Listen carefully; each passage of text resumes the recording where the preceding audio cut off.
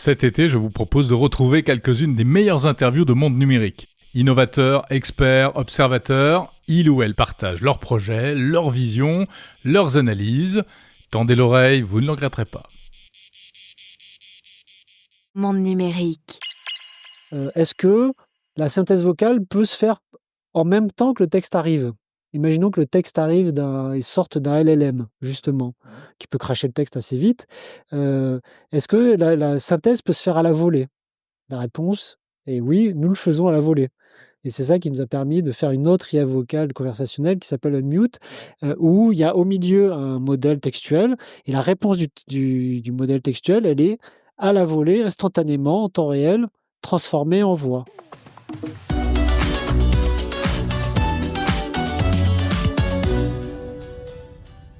Bonjour Patrick Pérez. Bonjour. Merci de me recevoir ici au siège de QTI à Paris. Bienvenue. QTI, lancé en 2023, c'est un centre de recherche sur l'intelligence artificielle. C'est quoi exactement un centre de recherche en IA et QTI en particulier ?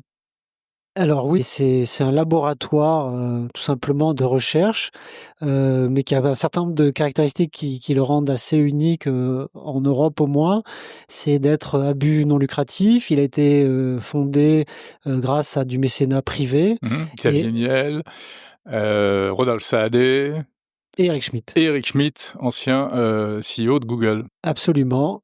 Du coup, c'est sur fonds privés, un laboratoire indépendant et qui a pour mission de faire de la recherche plutôt amont sur des grands modèles. On y reviendra, je pense, sur un type d'IA qui est très technique et qui demande des ressources importantes, d'où le besoin d'avoir une forte dotation initiale, et avec pour mission de faire avancer la recherche en IA sur un certain nombre de sujets et de partager les résultats de cette recherche, donc avec une vocation forte d'ouverture, de partage de la connaissance et des résultats de la recherche, donc ce qu'on appelle des modèles dans notre jargon, et puis le code, les programmes qui permettent de les faire tourner ou de les modifier. Donc c'est ça l'idée. De fait, c'est quelque chose de vraiment une aventure assez unique, voilà, qui nous occupe depuis un peu moins de 2 ans, et je dois dire qu'on s'ennuie pas. Combien de chercheurs ? Alors on a démarré à 6 avec l'équipe fondatrice initiale, et désormais l'intégralité du labo compte à peu près 25 personnes. Donc il y a des chercheurs, il y a des ingénieurs. Qui sont tous des gros cerveaux de l'IA, on va dire. C'est des gens très, très bien formés, et très motivés et très forts. Ouais, on est très exigeants sur les recrutements. Il y a également évidemment des fonctions support, et puis on a des jeunes gens très, très brillants qui sont chez nous en stage, en thèse, puisque une autre des choses qui nous tient beaucoup à cœur, mais c'est lié à la mission d'ouverture et de contribution à l'écosystème, c'est de contribuer à former, alors à notre échelle, parce qu'on est un petit labo, donc voilà, de former au meilleur niveau des futurs chercheurs, des futurs ingénieurs, peut-être des futurs entrepreneurs, on espère aussi. Alors on va parler en détail des différentes choses que vous avez développées ces dernières années, et notamment dans le domaine de la voix, etc. Mais avant ça, vous le disiez, vous êtes un petit labo, et aujourd'hui la course à l'IA, c'est un truc de géant en fait, où des mastodontes se battent à coups de dizaines, centaines de millions, des milliards de dollars. Comment est-ce que on peut trouver sa place dans cet écosystème et dans cette compétition ? Alors on peut trouver sa place peut-être en faisant les choses différemment. Je crois qu'il faut évidemment que, vous avez raison de le dire, il y a une accélération et une compétition entre des titans. Après, faut pas oublier David et Goliath, et par ailleurs, il y a un certain nombre d'innovations y compris au sein des grandes organisations, qui peuvent émerger de petites équipes au sein des grandes organisations et des grandes entreprises.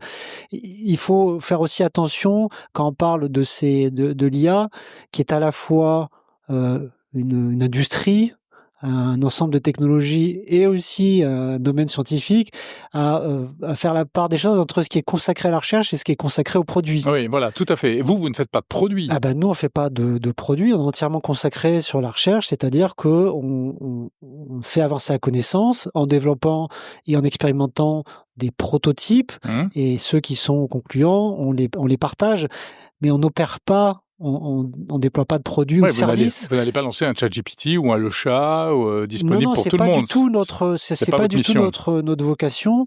Et donc, ce que je voulais dire par là, c'est que donc dans les grandes annonces qui foisonnent depuis et ça va s'accélérant depuis 2 ans, il y a beaucoup d'investissements liés à l'infrastructure pour le déploiement des Mmh. modèles et donc servir Oui. les produits. Construire des Donc, data voilà. centers, c'est aussi là que vont les budgets phénoménaux qui sont distribués à droite à gauche. Pour une grande part. Ouais. Par ailleurs, il y a différents types enfin, une fois de plus, l'intelligence artificielle, c'est très vaste. On connaît dans le grand public, évidemment, les robots conversationnels, à la ChatGPT, etc., tous les modèles de génération d'images, de vidéos, de musique, que sais-je. Tous tous les tous les modèles d'IA ne sont pas aussi lourds ou coûteux à entraîner. Ça dépend du type de données, ça dépend de la taille des modèles, etc. Donc il y a aussi tout un tas de sujets qui peuvent être travaillés, si on choisit bien ces sujets et qu'on a les bonnes équipes, qui peuvent être travaillés avec à des échelles plus réduites que ce qu'on entend dans le grand public ou dans les grandes annonces des grands groupes. Ouais. Là, vous parlez des modèles, des LLM en fait, c'est ça? Qui sont moins gourmands du coup? Ou ou que vous ne déployez pas sur d'immenses data centers? Alors, je fais allusion à plusieurs choses, quand on parle de taille ou de ressources nécessaires pour entraîner et utiliser des modèles. Effectivement, il y a quelle quantité de données, quel type de données, quelles, ressources de calcul pour entraîner les modèles, quelle taille de modèle, ça va il y a des ordres de grandeur très variables. On a des modèles, qui vont enfin, les tailles de modèles intéressants, ça peut aller de 1 à 100 ou de 1 à 1000 par rapport à donc ce qu'on appelle les petits modèles qui sont, disons 1 milliard de paramètres pour parler technique, puisque on entend, même si ça Ça évoque veut plus pas rien dire, mais nécessairement, on sait que c'est beaucoup, quoi. voilà. Mais 1 milliard de paramètres, justement, c'est les petits, C'est petit, et les gros ouais. modèles, c'est C'est 100 ou 1000 milliards de ouais, paramètres. Donc on voit qu'il y a toute une gamme, et toute la GPT gamme 5, est 1000 milliards, je crois, hein, voilà, alors autant qu'on n'a pas les détails, mais du coup, il y a toute une gamme de modèles, rien que pour parler des grands modèles de langage, les LLM que vous évoquiez, mais c'est vrai aussi pour les autres modalités, toute une gamme de modèles qui sont intéressantes. Donc il y a des progrès qui sont sur les petits modèles, et c'est très important. Un petit modèle, c'est quoi? C'est un modèle qui sait faire moins de choses, qui est plus spécialisé?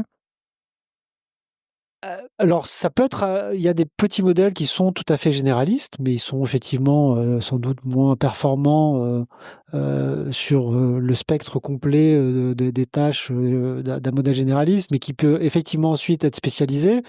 Mais parfois la différence est pas considérable. En tout cas, c'est un modèle qui peut tourner sur une machine plus petite, y compris d'ailleurs sur, parfois, et nous ça nous intéresse beaucoup, sur des téléphones portables, des ordinateurs portables qui ont pas besoin d'être dans des data centers, dans le cloud.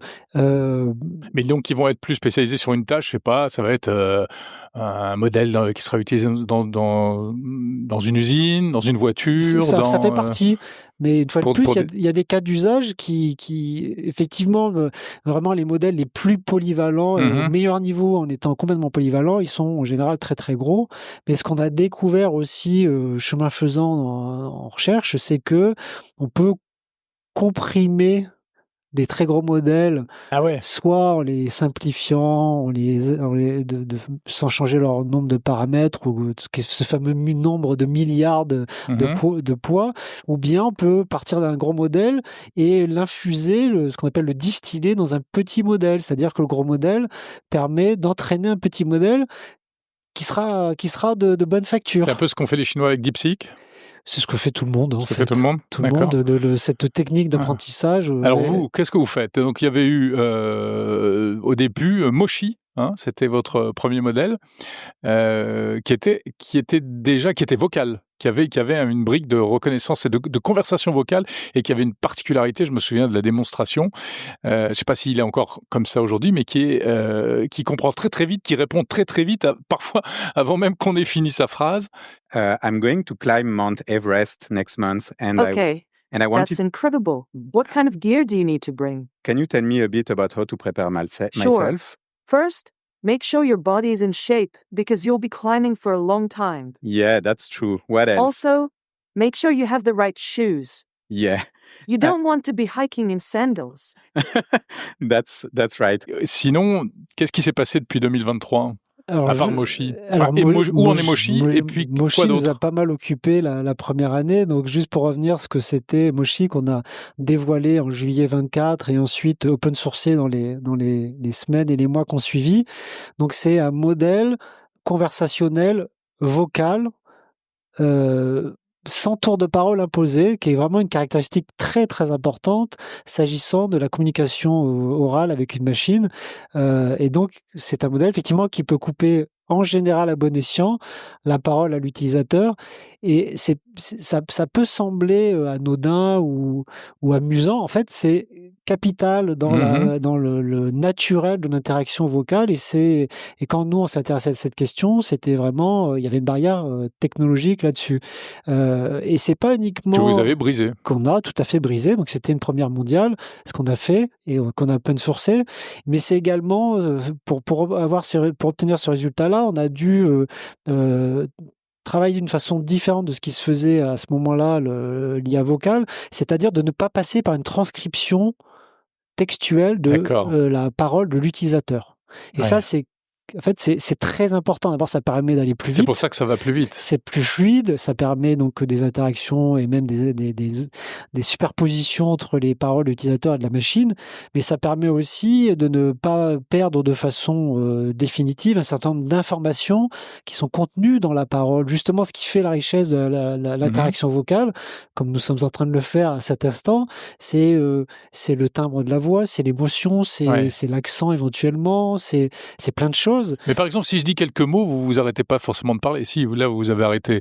Non, je peux faire aussi. Mais voilà, vous pouvez continuer. Voilà, et ce qui contribue aussi. Et on se comprend. Et que même si on se marche un petit peu sur les pieds, ça veut dire qu'on est en train de quand même d'interagir. Et c'est très important pour la richesse de la communication. Et c'est ça aussi que nous, on voulait aller chercher avec Moshi, donc ce prototype-là. Et donc maintenant, pour poursuivre, puisque vous me demandiez, et puis qu'est-ce qui s'est passé après, et puis en fait, il s'est passé plein de choses, et qui pour beaucoup venaient des innovations qu'on avait mis dans Moshi. Donc ça nous a permis d'inventer, on a dû pour le créer, inventer de nouvelles architectures, de nouvelles façons de faire de l'IA temps réel avec du langage parlé. Ça nous a permis d'aller sur d'autres sujets qui relèvent aussi de l'IA vocale. Alors par ailleurs, on a donné des yeux à Moshi. Donc ça s'appelle Moshi Viz. D'accord. Donc la démo aussi est en ligne et le modèle. Donc il écoute, il parle et il le voit. Et il voit, c'est-à-dire on peut parler avec lui, on peut lui présenter une image et on peut parler de cette image sans toutefois qu'il perde sa capacité à parler d'autre chose. Parce que ça, c'est un des grands problèmes aussi en IA. Des fois, en voulant donner de nouvelles capacités, on perd les précédentes. Donc, on peut prendre un modèle qui sait très très bien converser à l'oral, puis on va commencer à le modifier pour parler d'image, puis à la fin, il ne sait plus que parler d'image. C'est-à-dire, on peut lui parler d'autres choses et il va imaginer des trucs dans l'image qui n'existent pas parce qu'il croit que, voilà. Donc, qu'il faut parler de l'image. Donc ça, donc on était très content de ça. Donc, Moshi Viz. Et donc là, c'est encore de l'IA conversationnelle, mais multimodale, puisqu'il y a un canal de perception supplémentaire qui est le canal visuel. Et les autres choses qu'on a faites, alors là vraiment toujours dans le domaine vocal. Alors pardon, donc tout ce que vous développez ici, pour la plupart, quand c'est abouti, c'est open source. Donc en fait, ça peut être utilisé par n'importe qui, en dehors de Qtile. Moshi est utilisé aujourd'hui ?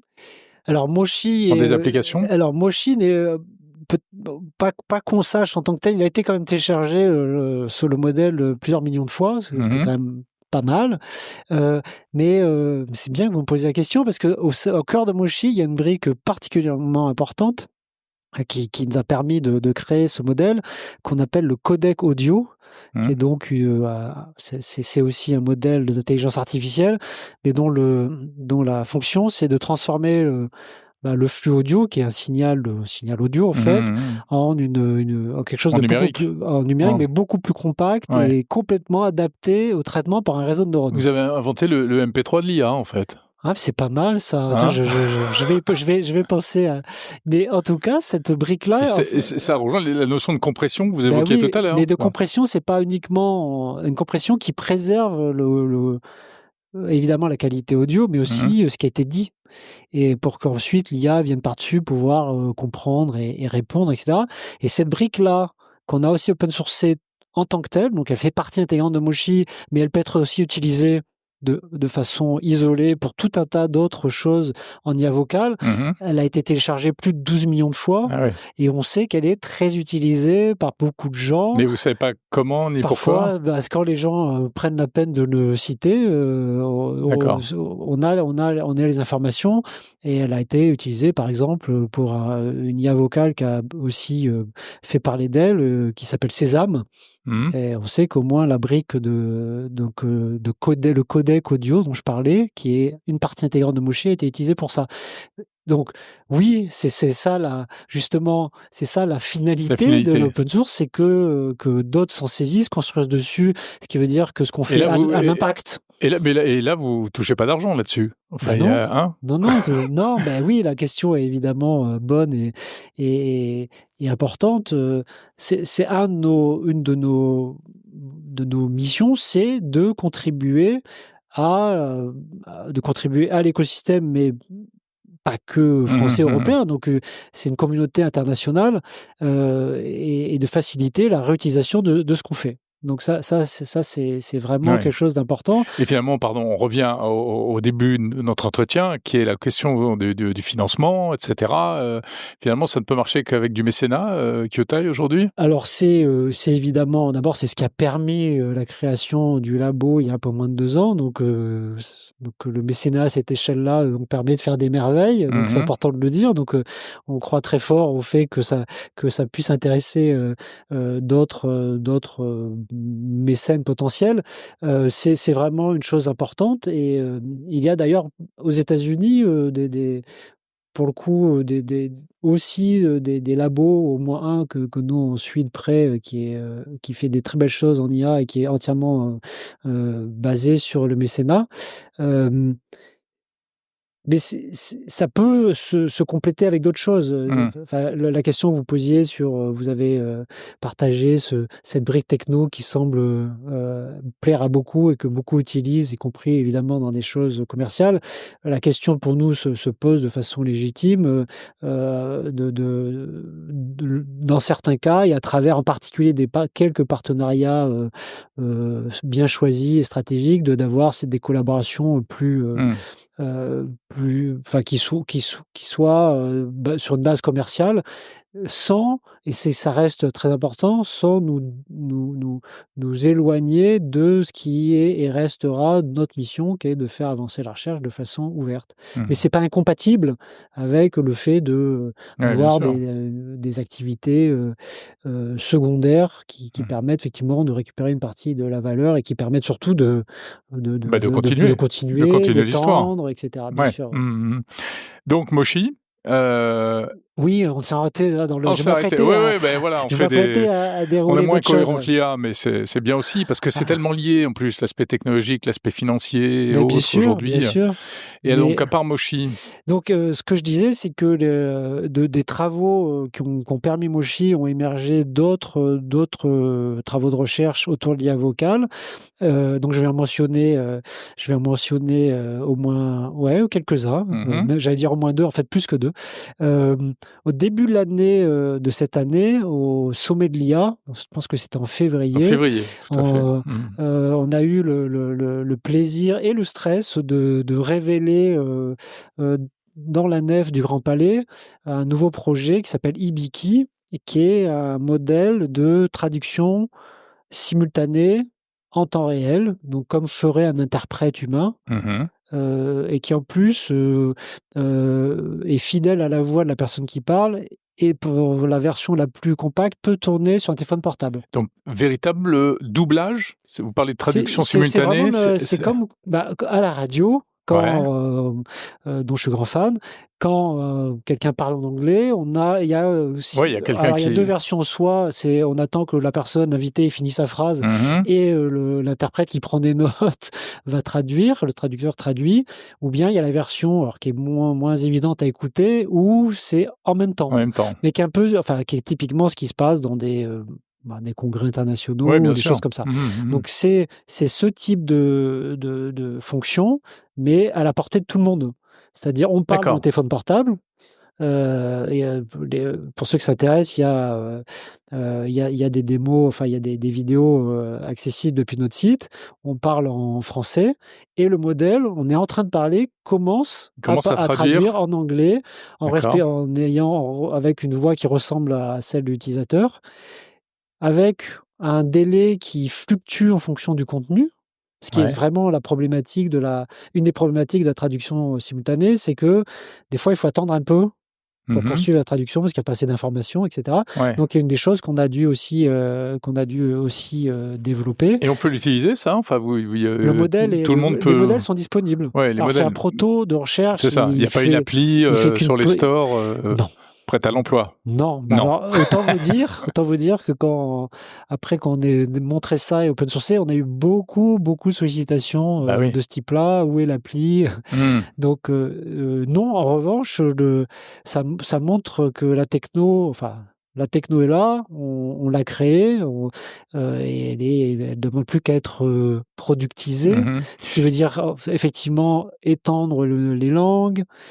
C'est du travail, c'est une ingénierie très lourde quand même. D'accord. Parce qu'il faut de la donnée, il faut réentraîner de nouveaux modèles, etc. Salut les kids! Dans notre contexte géopolitique actuel de Hello guys! In our current geopolitical context of multipolarization of powers, everyone knows that a military conflict can erupt at any moment. That's why I decided to set up a survival device in my garden, ready to face a nuclear conflict of international scale. That's the little nuts for making a good winter. Donc on a montré le chemin, on a donné les briques de base et ça a d'autres... Là, vous avez quoi comme langue? Là, c'était français-anglais. Français-anglais uniquement. Il n'y a pas le chinois ou des choses comme ça? Non. Mais ce serait possible? Tout à fait possible. Si quelqu'un a un data center sous la main, il peut... Alors, c'est pas que les data centers, c'est l'entraînement, les données. Non, c'est les données, d'accord. Le gros sujet, c'est les données. Là, pour la petite histoire... Ça se trouve des données, non? Alors, des données, la spécificité, là, il faut les données, il faut donc des gens qui parlent dans la langue source, et il faut la traduction dans la langue cible. Ça, c'est le premier point. Il faut déjà avoir des paires de textes. Et en plus, avec le fameux délai dont je parlais, d'accord. Donc c'est un alignement variable, pour parler un peu technique, il faut qu'il soit dans les données d'apprentissage. D'accord. Okay. Et la façon dont on s'y est pris, je pense que c'est intéressant aussi, parce que ça illustre aussi une tendance forte en IA moderne, c'est d'avoir recours à des données totalement ou partiellement synthétiques. Et nous, c'est ce qu'on a fait. C'est les données dans la langue source, donc le français au début, dans la première phase du projet, c'est de l'audio en français en fait. Et on a construit la version anglaise de façon synthétique. C'est-à-dire transcrit le français, traduit le français vers l'anglais avec un traducteur de texte. À la mano, quoi. Voilà, enfin, ça est automatisé, mais c'est un pipeline. Et ensuite, la partie textuelle, elle est synthétisée vocalement, donc la version anglaise est synthétique. D'accord. Et c'est ça permet à l'échelle. Qui permet ensuite au modèle de s'entraîner. Ouais. D'accord. Voilà. Okay. Et du coup, si vous voulez faire d'autres paires de langues, il n'y a plus qu'à. Il n'y a plus qu'à. Il faut quand même des données de bonne qualité, déjà même dans la langue source. Patrick Pérez, qu'est-ce que ça représente par rapport à des choses qui sont plus médiatisées, qu'on connaît aujourd'hui, que ce soit chez OpenAI ou chez Meta? Comment vous vous situez?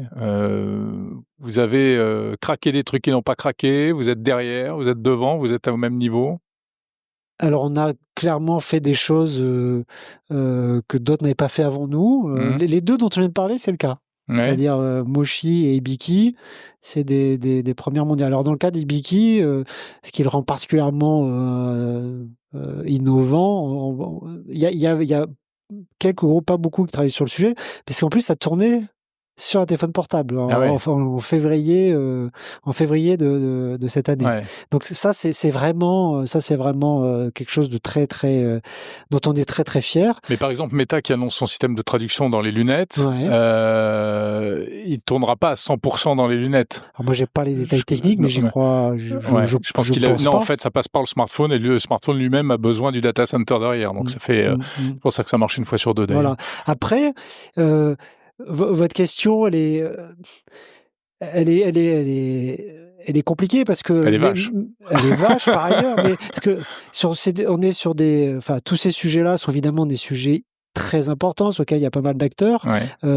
Nous, on choisit un angle et on fait des choses qui sont très innovantes. Après, il y a des gens qui peuvent passer par derrière assez vite et faire déployer une machine de guerre pour faire un modèle ou un produit, etc. Je pense qu'il faut distinguer en effet la vitesse d'avancée de la connaissance et la réalisation des produits.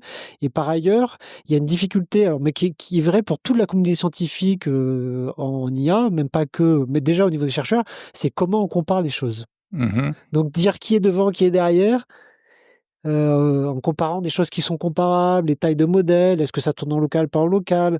Je vais prendre un autre exemple, une chose dont on est extrêmement fier, qui nous a servi d'ailleurs à créer la donnée synthétique dont je parlais. C'est une autre des sorties du travail sur Moshi qui nous a pas mal occupé en 2025, c'est la synthèse vocale. Alors, le sujet, on a l'impression que c'est pas très neuf. On a l'impression que c'est pas très neuf. On voit quand même que globalement, la techno de la synthèse vocale avec l'IA générative a quand même, en qualité et en expressivité, a fait des bons considérables par rapport à ce qu'on avait à d'autres époques pour les annonces dans les haut-parleurs des gares, tout ça, ou sur des systèmes de navigation. Mais il y a plusieurs choses qui sont peut-être pas du tout visibles au premier regard et sur lesquelles nous on a fait des choses importantes. D'abord, il y a est-ce que la synthèse vocale peut se faire en même temps que le texte arrive? Imaginons que le texte arrive et sorte d'un LLM, justement, qui peut cracher le texte assez vite. Est-ce que la synthèse peut se faire à la volée? La réponse est oui, nous le faisons à la volée. D'accord. Et c'est ça qui nous a permis de faire une autre IA vocale conversationnelle qui s'appelle Unmute, Ouais. où il y a au milieu un modèle textuel, et la réponse du modèle textuel, elle est à la volée, instantanément, en temps réel, transformée en voix. Donc ça, c'est un détail technique. Mais du coup, il ouvre plein de cas d'usage différents, donc ce que je viens de mentionner, et c'est très difficile à faire. Ça, c'est un exemple. Un autre exemple, alors pareil, maintenant, ça devient un peu, comment dirais-je, assez répandu, mais la facilité à reproduire une voix. Combien de secondes ou plus à cloner la voix, vous voulez dire? Voilà, donc cloner une voix qui a par ailleurs qu'elle ressemble à l'original. Voilà, en fait. qui ressemble à l'original, qui a plein d'applications vertueuses. Oui, bien sûr. Même si ça évidemment, ça du suscite doublage de vidéos. Oui, voilà, ça suscite plein de choses, mais on double pas que les films. Il y a plein de vidéos qui ont besoin d'être doublées et qui peuvent pas se payer des doubleurs. Exactement, ou faire parler des gens qui ne peuvent plus parler, bien sûr, etc., etc. Cette question de est-ce qu'il faut des heures ou juste quelques secondes d'échantillon de la voix pour pouvoir la reproduire, c'est des avancées qui sont pas forcément visibles, mais voilà, auxquelles on a contribué. Oui, qui rendent les outils plus performants, plus frugaux aussi. Voilà. Et d'ailleurs, j'allais arriver à un dernier point qui est celui de à quel point c'est coûteux de générer. Ouais. Donc toujours sur cet exemple de la synthèse vocale, si vous déployez de la synthèse vocale à grande échelle, c'est-à-dire dans le cloud. C'est-à-dire vous servez plein d'utilisateurs en même temps. Combien vous allez pouvoir faire de synthèse en parallèle sur la même carte graphique? Alors et à ce point-là, suivant la façon dont c'est fait, ça peut changer vraiment, j'allais dire du simple au double, non, mais du simple à 100 fois plus. Et ça, il se trouve que les technos que nous, on a développés, que ce soit en transcription de la parole, donc de la voix vers le texte, ou de la synthèse vocale, c'est-à-dire du texte vers la voix, elles sont très, très adaptées au fait d'être multipliées, enfin d'être calculées en parallèle, en même temps, sur un même chip, C'est même de carte à l'optimisation, en fait. c'est l'optimisation, mais c'est aussi lié à la structure des modèles qu'on utilise qui permettent ça. Et ça permet évidemment des coûts ou des économies d'échelle considérables pour quelqu'un qui veut faire ça dans le cloud à grande échelle. Bien sûr. Le futur, c'est quoi? Sur quoi vous travaillez aujourd'hui et quelles sont les pistes que vous avez envie d'explorer? Alors, il y en a plein, les chercheurs ont toujours plein de pistes à explorer. Les choses qui vraiment nous occupent, là, en ce moment, bah, on continue beaucoup sur cet aspect, multimodal, en particulier, comment dire? Le fait que le modèle, tout en restant, disponible à l'interaction, à la conversation, vocale, puisse avoir accès à des informations, alors éventuellement en temps réel, ça peut être une vidéo, Mmh. ou des documents. Donc le fait de pouvoir accéder à des contenus qui sont pas du tout des contenus qu'il a vus avant, hein, c'est ça qui est important. Ouais. Donc une vidéo en train de passer, un corpus, oui, des contenus qui lui sont fournis au moment où vous l'utilisez. Comment coupler ça avec, une IA qui continue à être très, très, volubile, très fluide et donc ça, tout en restant donc temps réel et cetera. C'est-à-dire vous réduisez le temps d'entraînement, c'est ça? Non, mais D'apprentissage et non, ça alors, cette question, c'est une question générale pour les IA actuelles typiques, de type textuel.